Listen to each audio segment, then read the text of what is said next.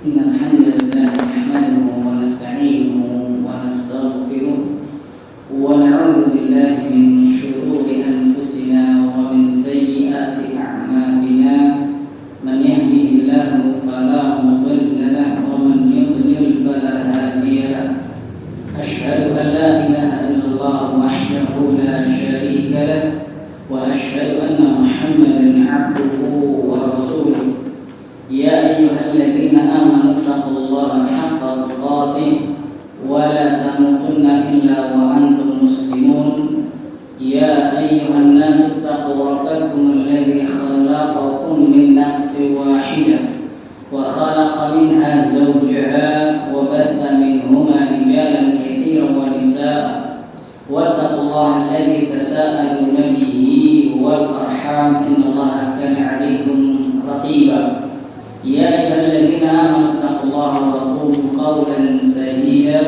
يصلح لكم أعمالكم ويغفر لكم ذنوبكم ومن يطع الله ورسوله فقد فاز فوزا عظيما أما بعد فإن أصدق الحديث كتاب الله وخير الهدي هدي محمد صلى الله عليه وسلم وشر الأمور محدثاتها وكل محدثة بدعة وكل بدعة ضلالة وكل ضلالة في النار. أيها الإخوة والأخوات rahimani wa rahimakumullah. Alhamdulillah, segala puji bagi Allah Subhanahu wa taala yang telah mempertemukan kita di salah satu rumahnya di masjid yang mulia ini dalam rangka untuk beramal saleh sebagai bekal kita untuk menghadap Allah Subhanahu wa taala pada hari yauma la yanfa'u malun wa la banun illa man atallaha biqalbin salim, pada hari di mana harta benda dan juga anak keturunan yang tidak digunakan di jalan Allah Subhanahu wa taala tidak akan bermanfaat kecuali orang yang bertemu Allah Subhanahu wa taala, datang kepada Allah Subhanahu wa taala dengan hati selamat. Semoga dengan tolak ilmu ini Allah Subhanahu wa taala menjadikan hati kita hati yang selamat, yang bersih, yang suci. Para jamaah rahimani wa rahimakumullah, sebelum kita mulai, maka anak yang memberikan mukadimah seputar motivasi untuk berpuasa Tasu'ah dan Asyura tanggal 9 dan 10 Al-Muharram, Syahrullah Al-Muharram.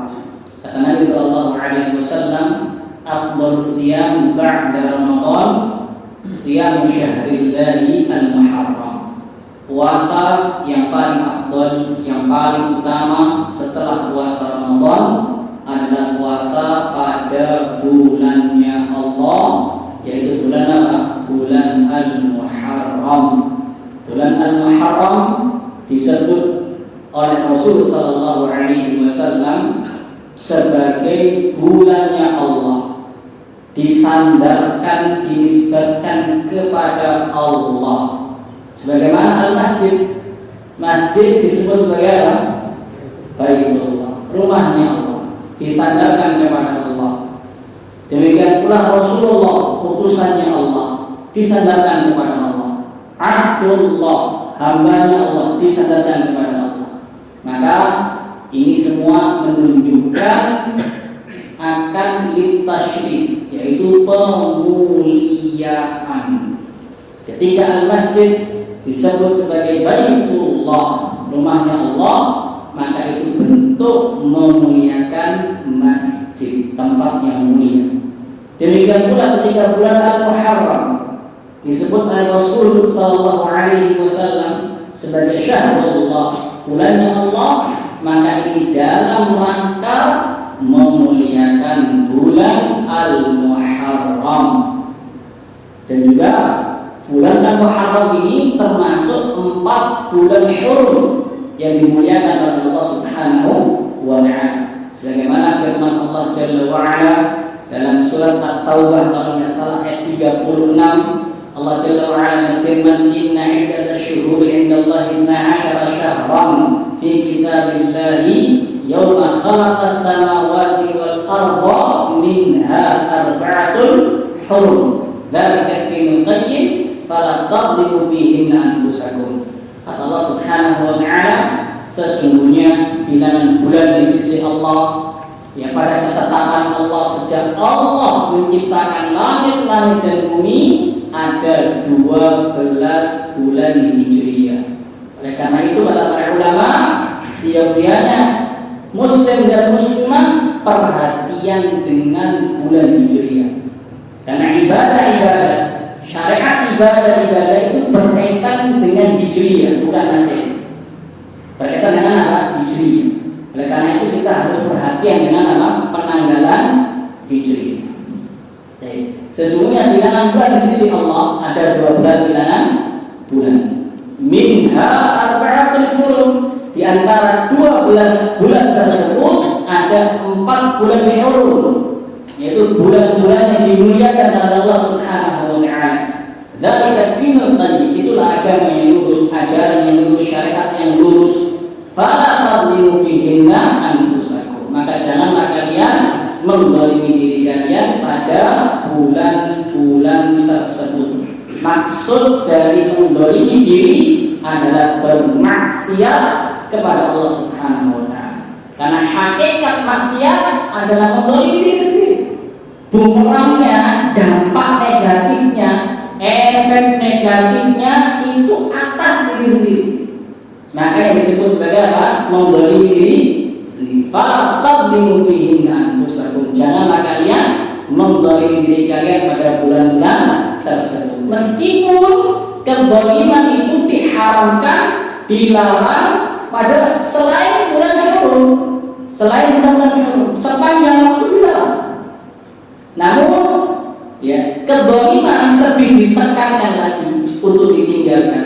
Kemaksiatan lebih ditekankan lagi untuk dijauhi pada waktu-waktu yang mulia, seperti bulan Ramadan, demikian pula 4 bulan Muharram.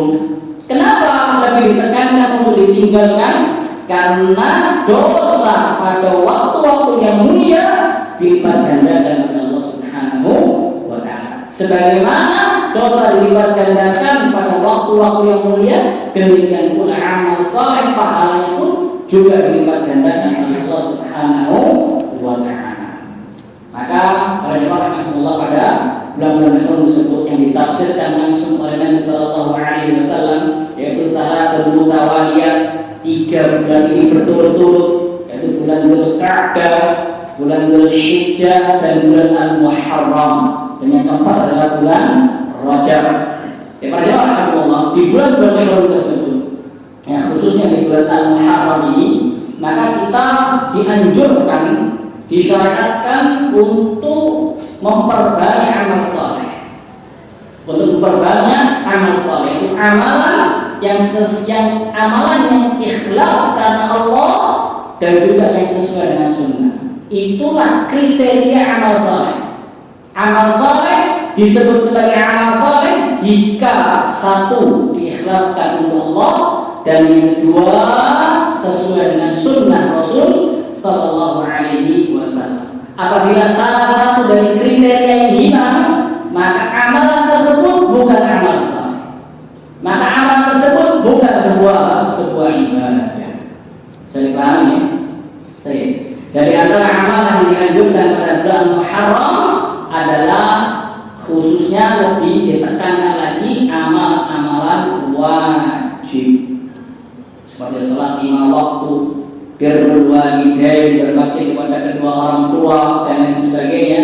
Karena cara mendekatkan diri kepada Allah Jalla wa Ala yang pertama kali adalah dengan mengamalkan kewajiban-kewajiban yang diwajibkan oleh Allah Jalla wa Ala. Dalam sebuah hadis qudsi, Allah Jalla wa Ala berfirman, "Man 'adali waliyan faqad adantuhu bil haqq." Barang siapa yang memusuhi waliku, maka aku umumkan perang untuknya.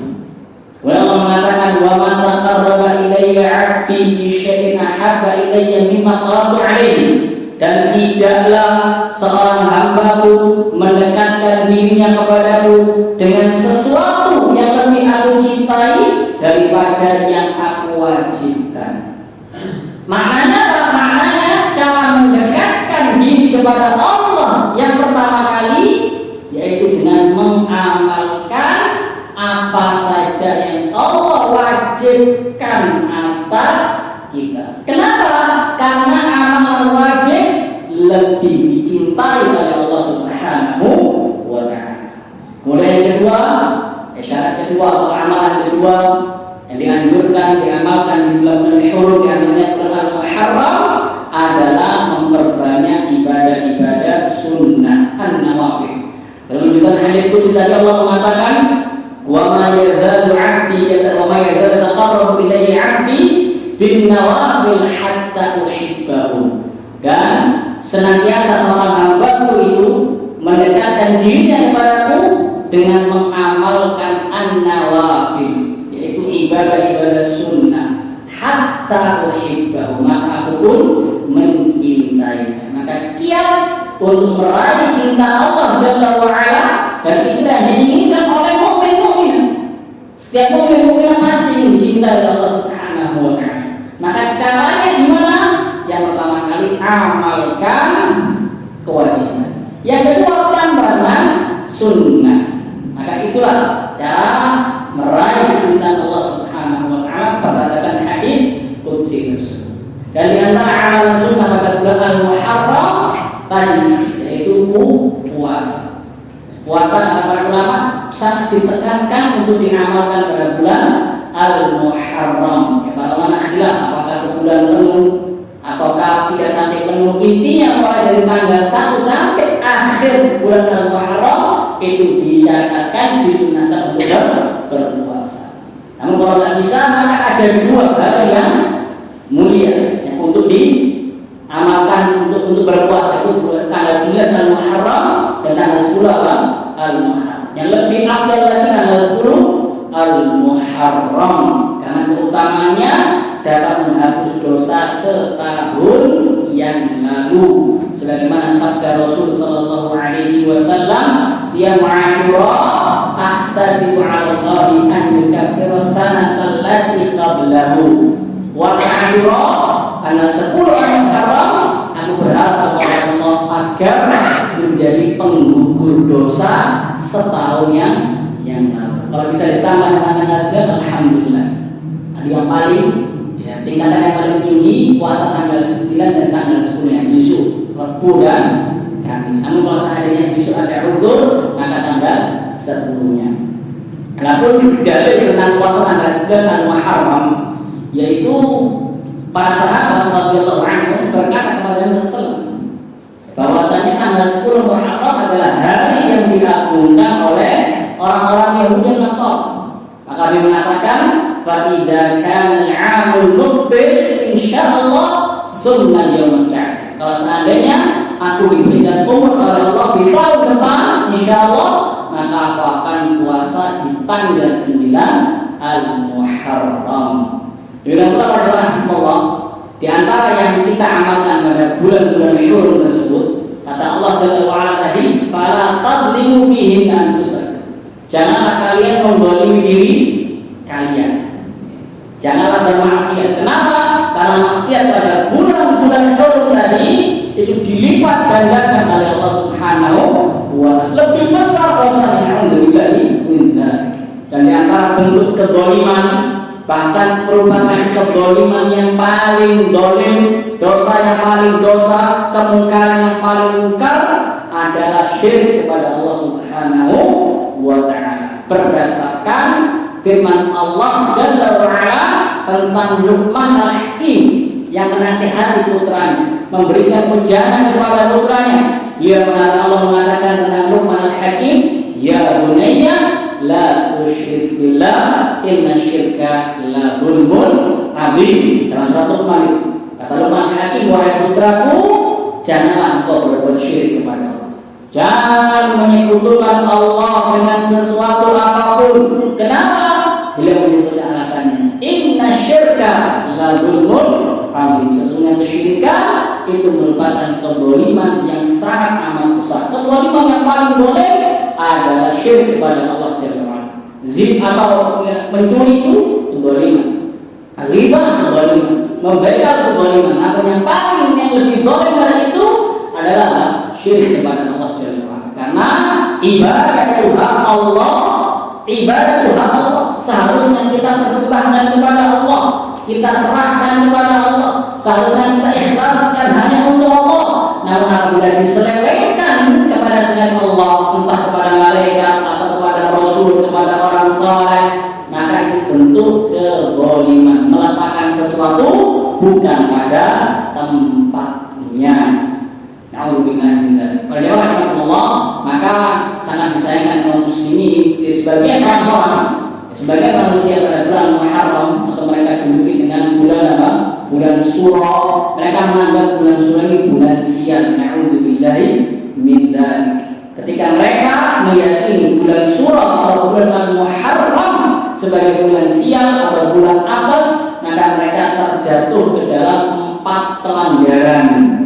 Yang pertama, mereka melawan, menentang, menyelisihi dalil-dalil yang menunjukkan tentang keutamaan bulan Al-Muharram. Allah Azza wa Jalla dan Rasulnya Sallallahu Alaihi Wasallam memuliakan bulan Al-Muharram. Bahkan disebut sebagai syahrullah, bulannya Allah. Kemudian dikatakan bulan apes atau sial, na'udzubillah min dzalik. Maka ini bentuk melawan, menyelisih, menabrak dalil-dalil tersebut. Pelanggaran yang kedua, mengatakan bulan Al-Muharram sebagai bulan sial adalah bentuk menyakiti Allah, namun tidak memadharatkan Allah. Ya, bukan berarti menyakiti Allah kemudian kekuasaan Allah berkurang, tidak. Di antara bentuk menyakiti Allah dalam hadits qudsi, yu'dhini ibnu Adam, anak Adam menyakiti diriku. Kenapa? Ya subuddahra, karena mereka mencela masa waktu dan mereka mencela bulan. Wa amadahru, padahal aku yang menciptakan waktu. Uqallibul laila wan nahar, aku yang membolak-balikkan malam dan siang. Maka mencela waktu itu bentuk menyakiti Allah Azza wa Jalla. Kenapa? Karena Allah yang menciptakan apa? Waktu. Demikian pula pelanggaran yang ketiga, menganggap bulan Al-Muharram atau bulan Suro sebagai bulan sial. Ini merupakan bentuk tiarah, peranggapan sial. Peranggapan sial atau tiarah itu hukumnya syirik. Nabi Sallallahu Alaihi Wasallam, "At-tiaratu syirkun, at-tiaratu syirkun." Tiarah menganggap sial sesuatu, entah menganggap sial bulan Suro, atau menganggap sial rumah tusuk sate, atau menganggap sial misalkan angka 4, angka 13, itu merupakan kesyirikan kepada Allah Subhanahu wa ta'ala. Yang keempat, ya pelanggaran yang keempat adalah bentuk tasyabbuh dengan kaum musyrikin, bentuk tasyabbuh dengan ahlul jahiliyah. Karena ahlul jahiliyah, orang musyrikin, mereka dulu menganggap sial salah satu bulan dari bulan Hijriah. Bulan apa kira-kira yang dianggap sial oleh mereka? Bulan apa? Bulan Suro. Nah, orang musyrikin jahiliyah nama Suro. Safar, Safar. Karena Nabi Sallallahu Alaihi Wasallam dalam sebuah hadis, la adwa, wala tiyarah, wala hama, wala safar.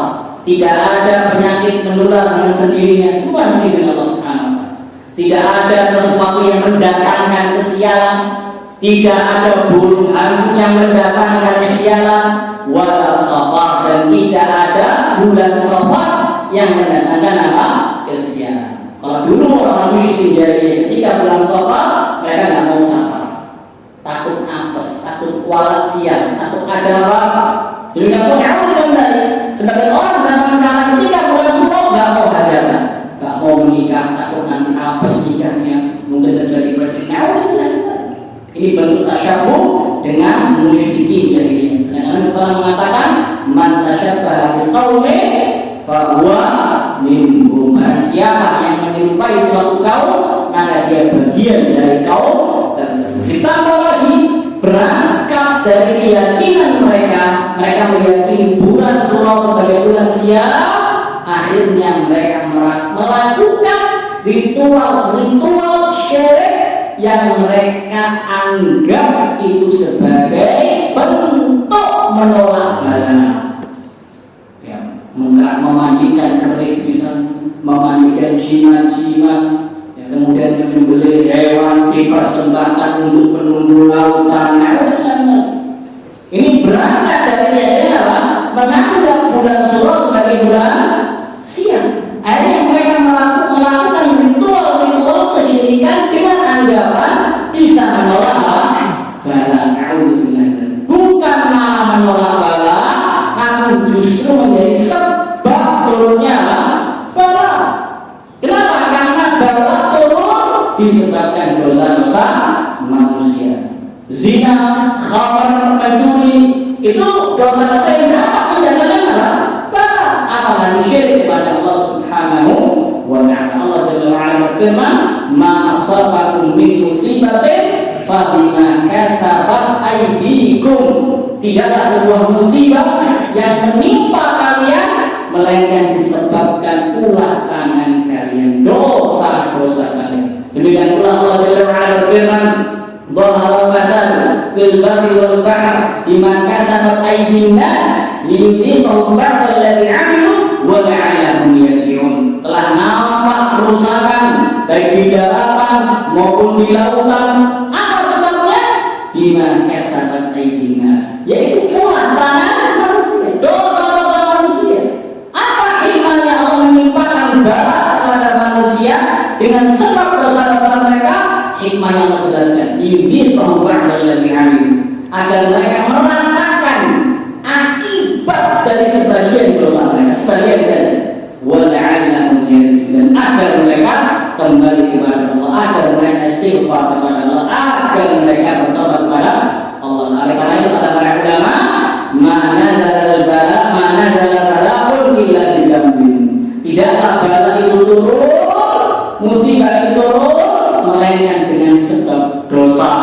Wa ma rufi'a illa bitaubah. Dan tidaklah bala itu diangkat oleh Allah kecuali dengan sebab taubat kepada Allah Subhanahu wa ta'ala. Semoga Allah Jalla wa ala merahmati kita semua. Rahimahullah. Selanjutnya lagi jas kita dari kitab Syarah Masail Jahiliyah oleh matanya oleh Syekhul Islam Muhammad bin Abdul Wahhab rahimahullah, dan syarahnya oleh Fadilatul Syekh Dr. Shalih Al-Fauzan hafizahullah ta'ala. Jadi kita sampai pada syarahnya Syekh Shalih Al-Fauzan. Kalau di kitab bahasa Arabnya itu halaman 19, ya.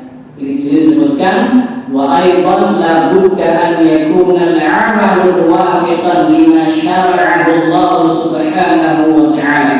Amalan itu harus sesuai dengan syariat Allah, harus sesuai dengan sunnah Rasul sallallahu alaihi wasallam, harus sesuai dengan petunjuk Rasul sallallahu alaihi wasallam. Nah, sebagai petunjuk adalah petunjuknya Rasul sallallahu alaihi wasallam. Wa khairal hadi Muhammadin sallallahu alaihi wasallam. Sebagai petunjuk adalah petunjuknya Rasul sallallahu alaihi wasallam. Kalau bahasa Indonesia dalam berapa?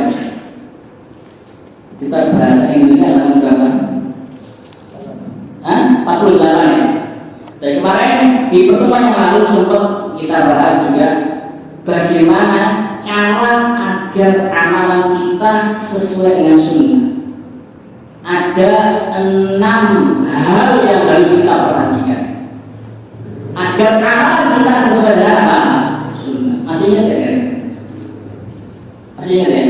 Yang pertama, sebabnya. Satu, perhatikan sebabnya. Jika sebuah amalan berkaitan erat dengan sebab, maka perhatikan sebabnya. Sebabnya harus sesuai dengan apa? Syariat. Bisa dipahami? Contoh sholat tahiyatul masjid. Aku sholat tahiyatul masjid 2 rakaat. Sebabnya masuk masjid. Jadi ada hubungan antara masuk masjid yang merupakan sebuah sebab dengan sholat 2 rakaat. Dan sebab tadi itu ada hadisnya, ada dalilnya. Saya paham ya. Baik. Maka kita harus perhatikan sebabnya itu ada dalilnya atau tidak. Malam tahun baru Masehi, 1 Januari. Biasanya kan masyhurnya pemuda-pemuda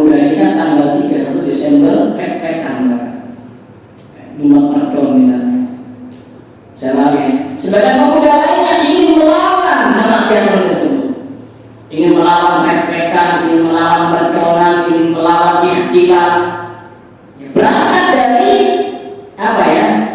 Semangat mereka, namun nggak diiringi dengan cara yang baik. Niat yang biasanya nggak cukup. Harus dengan cara yang baik. Kali mereka mengadakan apa? Mabit malam tahun baru Masehi. Kumpulan masjid, sholat tahajud bersama. Niatnya apa? Untuk melawan kemungkaran. Namun mereka justru terjatuh dalam kemungkaran. Karena mereka mengkhususkan sholat tahajud tadi, mengkhususkan ibadah pada malam tahun baru Masehi. Ya, rasanya sebabnya besok tahun baru Masehi. Itu merupakan apa? Kebenaran. Kenapa? Karena sebab demikian tidak ada dan sholat tahajud disyariatkan sepanjang waktu. Jangan dikhususkan dengan salah satu waktu saja. Saya kami mengkhususkan ibadah dengan salah satu tempat atau waktu itu harus mengumpulkan apa? Dari saya kami. Yang kedua apa? Jumlah. Kalau ibadah berkaitan dengan jumlah seperti tawaf, jumlah rakaat salat, ya, maka jumlahnya harus sesuai dengan sunnah. Yang ketiga apa? Jenis. Ibadah berkaitan dengan jenis, maka jenisnya harus sesuai dengan sunnah. Seperti hewan kurban, jenisnya bahimatul an'am, yaitu onta, sapi, kambing, maka harus sesuai. Ada orang masya Allah kurban misalkan datang ke masjid Al-Huda ini bukan kurban ini, kurban datang bawa kuda di mana? Ya. Bawa kuda ini, atau terima apa? Gimana? Terima apa? Hah? Ya, diterima buat makan-makan panitia aja, bukan buat kurban. Diterima tapi bukan buat kurban, karena nggak salah buat kurban. Tapi kalau buat makan panitia, nanti masya Allah ya, mencel sampai sore misalkan, maka ahlan wa sahlan jazakallahu khairan. Jadi paham ya? Baik, yang ketiga ada jenis. Yang keempat apa? Hah? Tempat. Oke, tempatnya ibadah berkaitan dengan tempat seperti iktikaf. Tempatnya di mana? Masjid. Allah Subhanahu wala tubashiruhunna wa antum aakifuna fil masajid. Jangan menggauli istri-istri kalian dalam keadaan kalian apa sedang iktikaf fil masajid. Iktikaf di masjid. Maka iktikaf tempatnya di masjid, bukan di rumah. Saya paham ya? Yang kelima apa? Cara dan waktu 5 dan 6. 5 cara, yang keenam apa? Waktu asal. Yang kelima cara seperti sholat itu ada tata caranya. Haji ada tata caranya. Umroh juga ada tata caranya. Maka tata caranya harus sesuai dengan sunnah Rasul Sallallahu Alaihi Wasallam. Rasulullah Sallallahu Alaihi Wasallam. Salatlah kalian sebagaimana kalian melihat aku salat. Yang terakhir adalah waktunya berkaitan dengan waktu. Kalau seorang ibadah berkaitan dengan waktu, maka waktunya harus sesuai dengan syariat seperti sholat berkaitan dengan waktu, ya kan? Dan masalah sholat di antara makna dari iqamus sholat. Nanti kalau perhatikan dari Al-Quran maupun hadis, ketika Allah Azza wa Jalla memerintahkan kita untuk sholat, pasti ada kata-kata iqam atau ati. Saya bilang ya, wa aqimus sholat. Demikian pula di hadis tentang syahadat, bahwasanya Islam adalah anta syahada an la ilaha illallah wa anna Muhammadan Rasulullah wa tuqimus sholat. Dan kau mendirikan sholat. Ada kata-kata iqam, mendirikan. Gak langsung waktu sholat dan kau sholat. Saya tanya. Jadi pasti ada kata-kata iqam atau mendirikan sholat. Iqamus sholat, aqimus sholat. Saya tanya. Bukan langsung wasalli sholat. Wasallu sholatlah kalian. Kata Syekh Shalih Al-Fauzan hafizahullah, ada makna yang luar biasa pada kata-kata iqam. Kita ini diberitakan iqamus sholat, bukan hanya sekedar sholat. Orang yang sholat belum tentu iqamus sholat. Saya paham, orang yang sholat belum tentu apa? iqamus shalah. Dan orang yang sholat belum tentu terpuji. Tapi kalau orang yang iqamus shalah pasti terpuji. Bisa dipahami? Nawan lagi ya. Orang yang iqamus shalah pasti terpuji. Namun kalau orang yang sholat belum tentu terpuji. Ada kalanya dia sholat namun dia tercela. Sebagaimana firman Allah Subhanahu wa taala, al-ma'un fawailun lil musallin. Allah tidak mengatakan fawailun limuqimis shalah. Celaka orang-orang yang berikan salatnya. Dan Allah mengatakan fawailun lil musallin. Celaka orang-orang yang salat. Siapa mereka? Alladzina hum 'an salatihim sahun. Yaitu mereka yang lalai dari salat, mereka yang diam. Maka orang yang sholat belum tentu iqamus shalah. Saya kami. Dan orang yang sholat ada kalanya dia tercela, tidak terpuji. Maka lantas apa makna iqamus shalah? Yang kita diperintahkan untuk iqamus shalah, bukan sekedar sholat. Kata Syekh Al-Fauzan rahimahullah, iqamus shalah itu mengandung 3 kategori. Kalau laki-laki ditambah 1 lagi jadi 4. Yang pertama, sholat sebagaimana sholat Rasul Sallallahu Alaihi Wasallam. Ini yang pertama. Sallu kama ra'aitumuni usolli. Sholat kalian sebagaimana dalam melihatku sholat. Maka orang yang sholat gak sesuai dengan tata caranya Rasul Alaihi Wasallam, dia bukan orang yang iqamus sholat. Saya pahami? Yang kedua, khusyuk. Allah Jalla wa Ala mengatakan qad aflahal mu'minun alladzina hum fi shalatihim khashi'un. Sungguh beruntung orang yang beriman. Siapa mereka? Yaitu mereka yang ketika salat mereka khusyuk, fokus terhadap berdoa dengan Allah Subhanahu wa taala. Diputus semua hubungan dunianya dia, suhulannya dia, kerjaannya dia, proyeknya dia, dia fokus. Dan kadar pahala seseorang dalam salat sesuai dengan kadar kekhusyukannya. Sesuai dengan kadar kekhusyukan. Semakin khusyuk maka semakin besar pula pahala dia dalam salat. Saya paham ya. Semakin tidak khusyuk semakin berkurang pula dia pahalanya. Yang ketiga, waktunya. Salat pada waktunya. Tidak boleh berlebih waktu. Harus sesuai dengan waktunya. Jadi kalau kadang-kadang tertentu ada masalah jamak tidak lagi. Tapi secara asal sesuai dengan apa? Waktunya. Karena Allah mengatakan inna salata kanat 'alal mu'minina kitaban mawquta. Sesungguhnya salat itu ada waktu-waktu yang ditentukan bagi orang-orang yang beriman. Nah, kalau lebih tidak diterima salat. Dia bukan orang yang iqamus, mesti dia salat. Ada orang yang kebiasaannya, misalnya kebiasaan setiap hari gitu kan. Ini memang wataknya dia punya. Setiap hari dia bangun jam 7:30 dalam pagi. Sholat subuhnya 7:30 pagi. Meskipun dia sholat, dia bukan orang yang iqamus, justru dia tercela. Kenapa? Karena dia sholat subuh melebihi waktunya.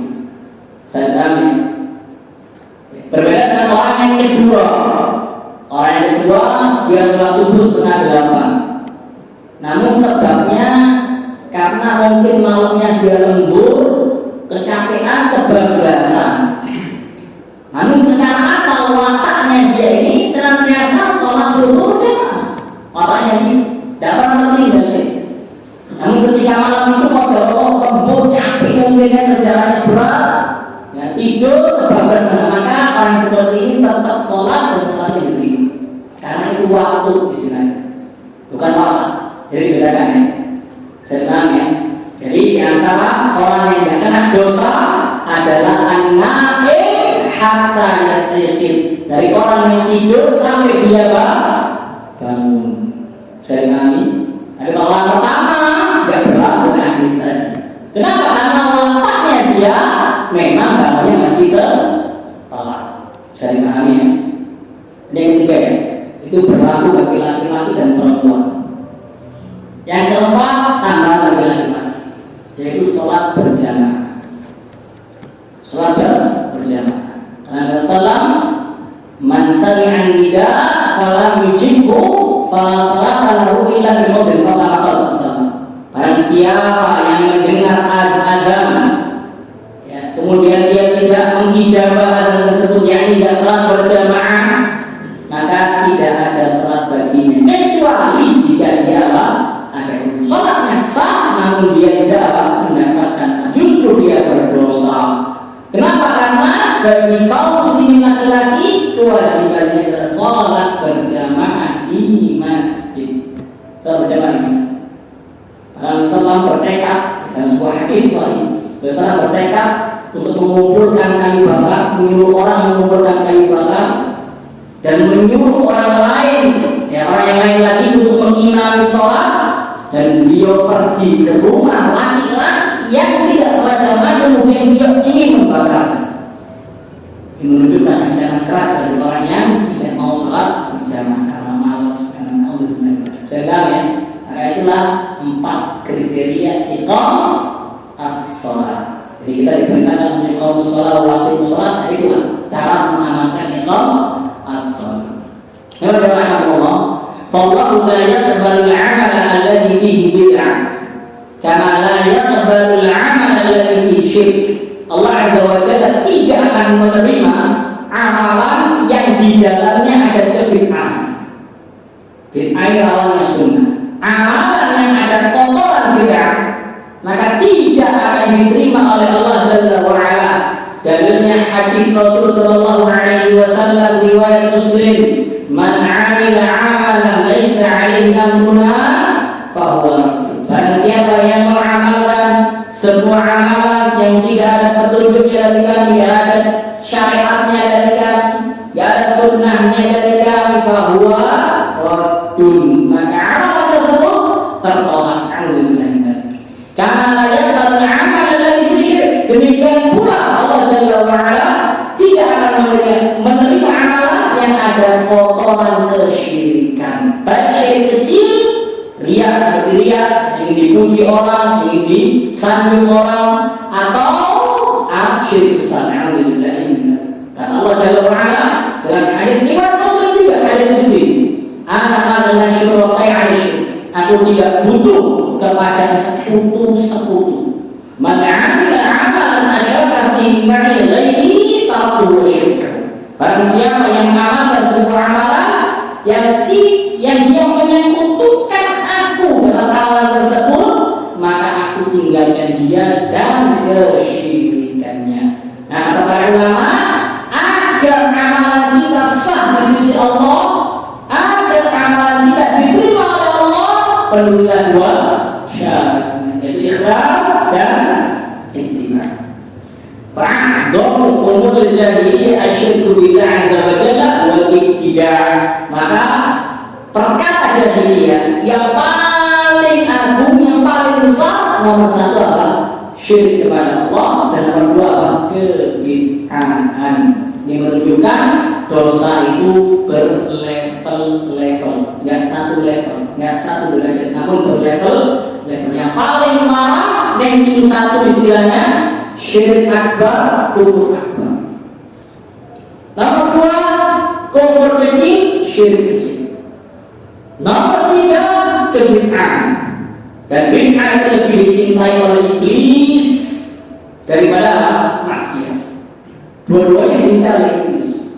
Namun iblis lebih cinta lagi kalau orang itu jatuh dalam bid'ah daripada maksiat.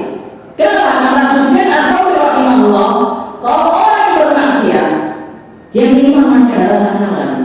Iya, ini kok melihat iman ya. Tahu dosa, salah, cuma ya syahwat, nafsu amal, berkhom. Dia masih ada salah. Bahkan mungkin dia menasihati anaknya untuk tidak menjadi seperti ini. Nah, jangan bilang apa ya. Kalau dengan berkhom kamu jangan. Masih ada. Allah melakukan amal dengan dari dia sudah bertobat. Bahkan dia ngajari anaknya untuk melakukan bid'ah. kita perbuatannya apa? Benar. Alhamdulillah. Benar. Padahal dia perbuatannya tidak benar. Oke, jadi yang ketiga adalah bid'ah, yang keempat dosa besar, yang kelima adalah asal dosa besar. Baca Allah. Itu syirik kan ini? Ya, buah bahayanya sangat banyak sekali. Pertama syirik besar. Syirik besar apabila pelakunya meninggal dunia dalam keadaan belum bertaubat, maka satu, Allah tidak akan mengampuni dosa. Innallaha la yaghfiru an yushraka bihi wa yaghfiru ma duna dzalika liman yasha. Sesungguhnya Allah tidak akan mengampuni dosa syirik, dan Allah akan mengampuni dosa yang levelnya di bawah kesyirikan bagi siapa saja yang Allah kehendaki. Jadi apabila ada pelaku maksiat yang meninggal dunia belum tobat dari maksiatnya, maka di akhirat dia tergantung kehendak Allah. Apabila Allah berkehendak, langsung Allah ampuni. Apabila Allah berkehendak untuk mengadabnya dulu, maka Allah adab dulu. Masih tergantung kehendak Allah. Kamu jangan coba-coba ya. Kalau masih ada peluang dan apa-apa, siapa tahu dia ampuni, ya kalau dia ampuni. Kalau Allah berkehendak itu tidak ada. Alhamdulillah. Saya paham ya. Tapi kalau dosa syirik, tidak ada peluang. Tidak ada peluang. Walaupun mungkin masalah dosa, tidak ada peluang. Tidak mungkin diampuni oleh Allah Subhanahu wa Ta'ala. Yang kedua, dosa syirik itu dapat menggugurkan pahala semua, ya Pak, menggugurkan semua amalan semua hamba. Jadi sholatnya dia, hajinya dia, bahkan mungkin dia haji bertahun setiap tahun, umroh setiap bulan misalkan. Gara-gara dosa syirik, semua pahalanya hangus. Alhamdulillah. Ibaratnya kalau mungkin mau dikasih contoh, ini air putih ya kira-kira. Kalau seandainya ketetesan misalkan air kencing, satu tetesan, aku mau minum, mana yang lebih mendominasi? Ini berapa mili? 220 mili. Ini ibaratnya pahalanya 220. Ketetesan satu tetesan air kencing, mau minum langsung? Ya mau. Mana yang mendominasi? Satu tetes atau 220 mili? Yang mendominasi? Gara-gara satu tetes, kamu nggak mau apa? Walaupun mungkin masih ada 219 pilihan, saya bilang ya, itulah bahaya dosa syirik. Satu dosa syirik yang dari menggugurkan semua pahala sesuatu. Alhamdulillah, kita lihat benar-benar insyaallah.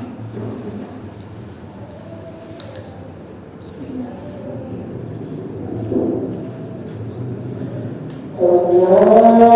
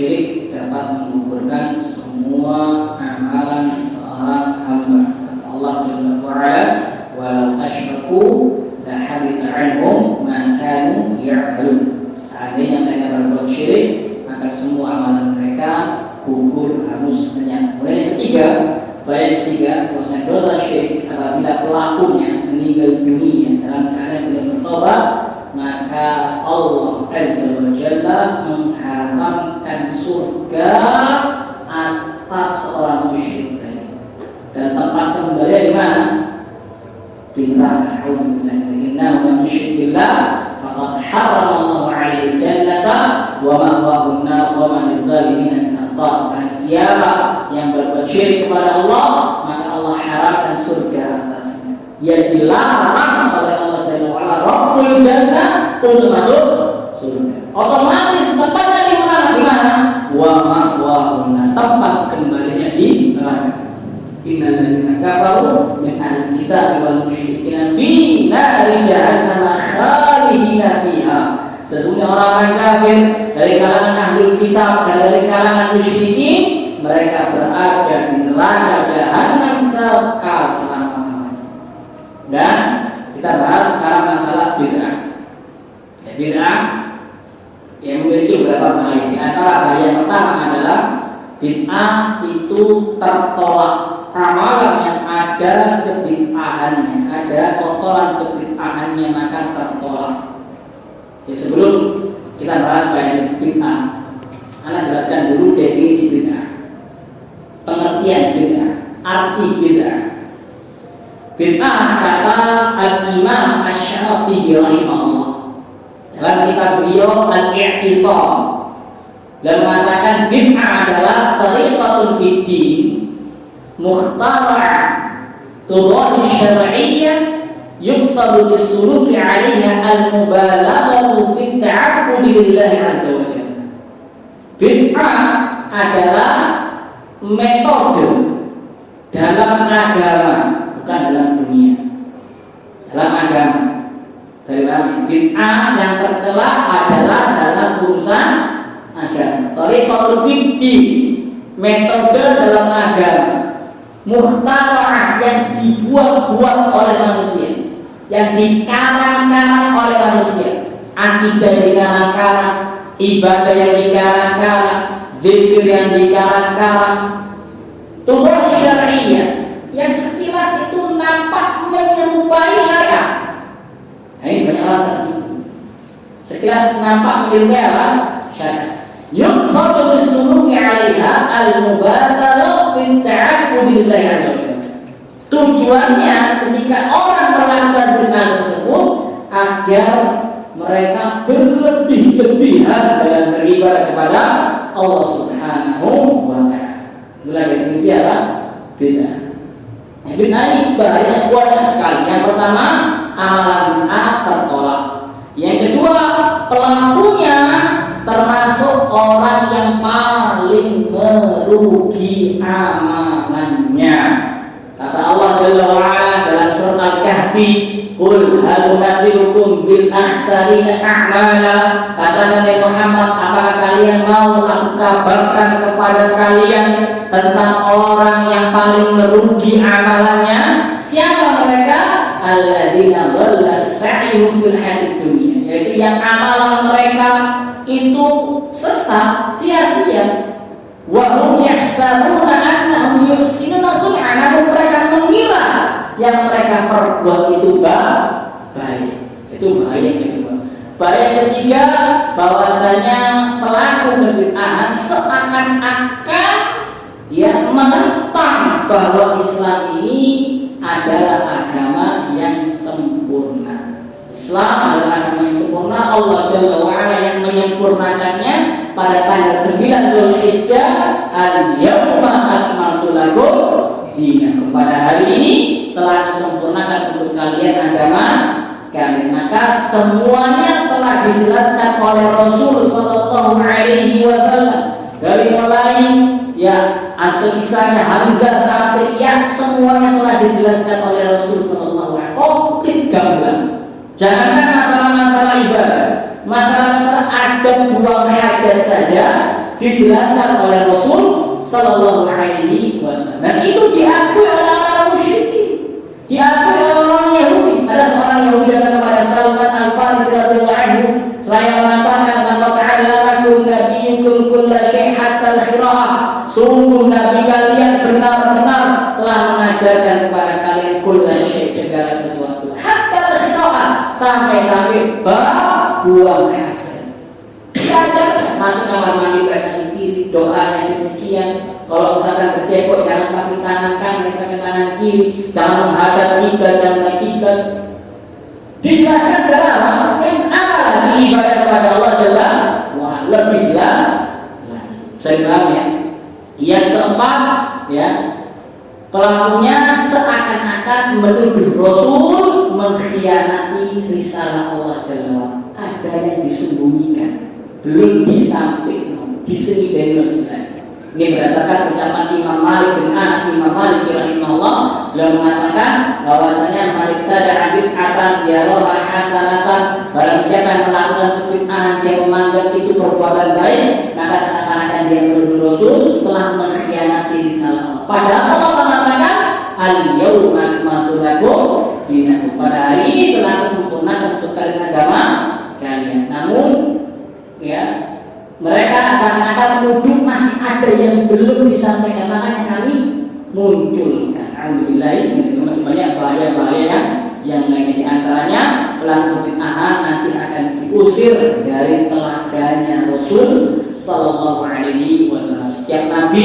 itu memiliki telaga, dan telaga yang terbaik yaitu telaganya Rasul Sallallahu Alaihi Wasallam yang airnya lebih putih daripada susu, lebih wangi daripada misik dan lain sebagainya, dan jumlah gelasnya berjalannya sejumlah bintang-bintang langit. Dan ada orang yang diusir dari telaga tersebut, tidak bisa minum. Siapa mereka? Kata Allah Jalla wa'ala, ketika ada orang tersebut datang mau minum, dia mengatakan umat itu umatku. Maka Allah mengusirnya. Seraya Allah mengatakan innaka la tadri ma ahdatsu ba'dak. Sesungguhnya kau enggak tahu yang Muhammad apa yang dibuat oleh mereka sepeninggal wa'iyatubillah. Demikian pula bahasanya adalah bid'ah lebih dicintai oleh iblis daripada maksiat, meskipun dua-duanya dicintai oleh iblis, dan masih banyak bahaya yang lainnya. Wallahu a'lam bishawab. Ada yang bertanyakan mungkin? Dalam saya pernah mendengar pernyataan begini, ahli bid'ah itu lebih berbahaya daripada orang-orang kafir. Mau penjelasan tentang pernyataan lebih apa? Lebih berbahaya daripada orang kafir. Mau penjelasan tentang hal seperti itu. Ahli bid'ah lebih berbahaya daripada orang-orang kafir. Ini juga pernah disampaikan oleh Syekhul Islam Taimiyah rahimahullah taala. Beliau ketika membahas tentang ahli bid'ah, ketika membahas tentang keutamaan atau keharusan membantah penyimpangan, ya, dia mengatakan kalau orang-orang kafir itu berbahaya. Namun bahaya mereka itu berkaitan dengan dunia, merusak rumah, mengambil, merampas tanah. Saya tahu ya. Namun kalau bahayanya ahli bid'ah, mereka merusak agama seseorang. Sedangkan agama yang lebih berharga daripada apa? Dunia. Dan Nabi Sallallahu Alaihi Wasallam berdoa kepada Allah, berlindung kepada Allah agar Allah tidak menimpakan kepada beliau musibah dalam urusan agama. Wa taj'al musibatana fi dinina. Ya Allah, janganlah menjadikan musibah kami dalam urusan agama. Sedangkan kebid'ahan itu merupakan musibah dalam urusan agama, sehingga mereka berbahaya karena mereka merusak agama seseorang. Alhamdulillah, modal seseorang untuk bahagia di akhirat itu agama.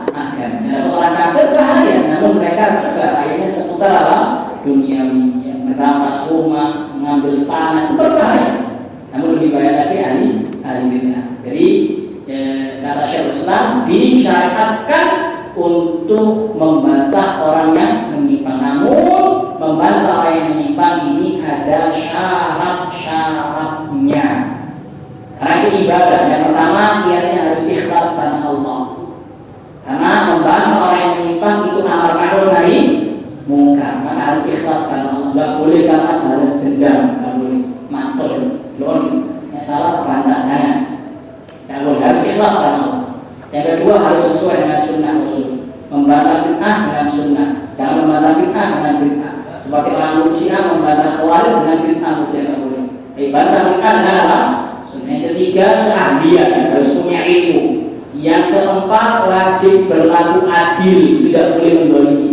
Tidak boleh yang menuduh dia dengan tuduhan-tuduhan dusta, ngarang-ngarang, harus cross check terlebih dahulu. Dan yang kelima, timbang antara maslahat dan mafsadah. Kalau seandainya masalahnya lebih besar, maka dipending dulu sampai waktunya